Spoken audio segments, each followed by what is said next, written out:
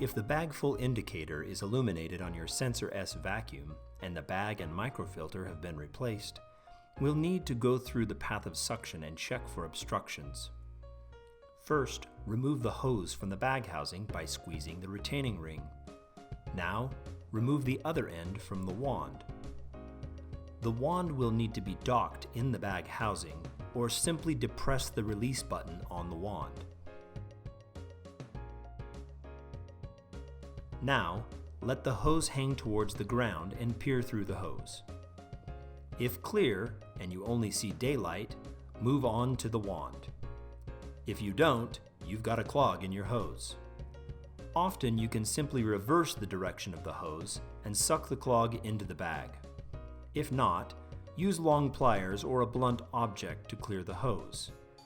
Be careful not to damage the hose material with any sharp instrument. Even if you've cleared the hose clog, this obstruction may have caused other debris to stop in the system. Keep working your way down the vacuum to ensure that there is no other clog. Check your wand, swivel neck, access door, and finally the vacuum shoe. Take this opportunity to perform any other preventative maintenance as you're inspecting.